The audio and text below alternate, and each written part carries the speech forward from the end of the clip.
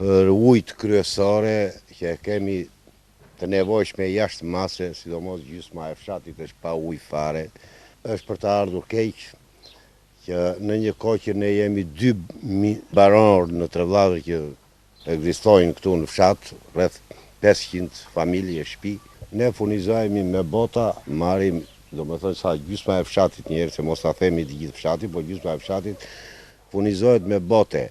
Po me 3 rezervuar 370 familje mos furnizohen me ujë, është fatkeqësi. Ne s'kemi ujë. Neve ujë s'na vjen. Ujë qelbë, ai na vjen me krimba. Në Babis njerë është halli madh. Ujë me krimba, ujë për të pirë s'kemi ve me blejmë. Një ditë po, një ditë jo. I papishëm. Pas prezantimit në Real Televizion të problematikës lidhur me furnizimin me ujë të pishëm të banorëve të fshatit Trevllazër, Babic dhe Alikok, zyrtarisht është përgjigjur ujësiellësi i Vlorës.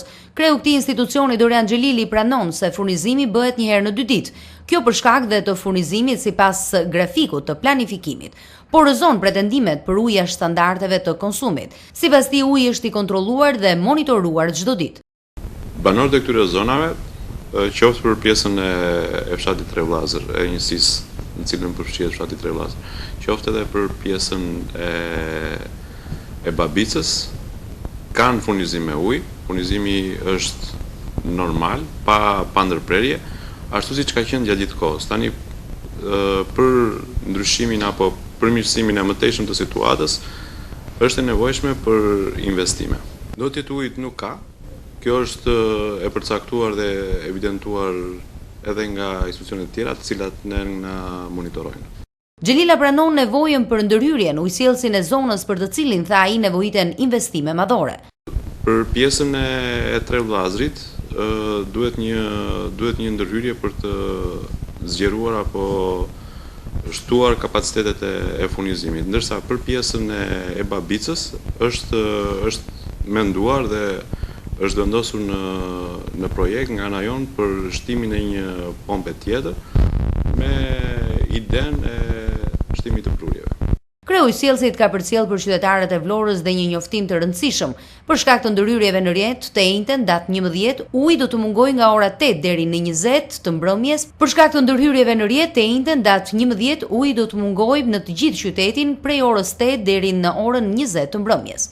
Momentalisht ne jemi duke ndërhyrë në pjesë të caktuara të kësaj rruge për të përmirësuar situatën e furnizimit të ujit. Momentalisht kemi marrë një plan masash dhe duke filluar nga dita e sotme dhe në vazhdim, mendojmë deri në fund të javës së ardhshme, ne do të stabilizojmë situatën me ndërprerjet që do të na duhet të bëjmë për pjesën e ndërhyrjeve që bëjmë subjektet cilat janë duke operuar në pjesën e shëtitores, e lungomares.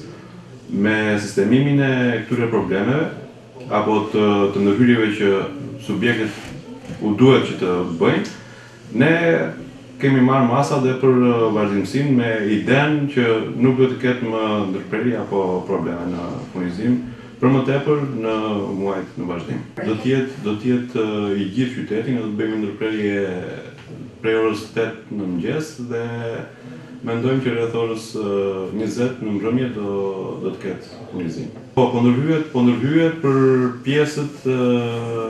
pjesët ku subjektet që po bëjnë zbatimin e projektit të lungomares u duhet të ndërhyjnë. Kërkojmë kuptimin e gjithë qytetarëve të qytetit. Aktualisht fshatrat mbeten njësit me likuiditetin më të ulët në pagesat mujore të ujit të pishëm.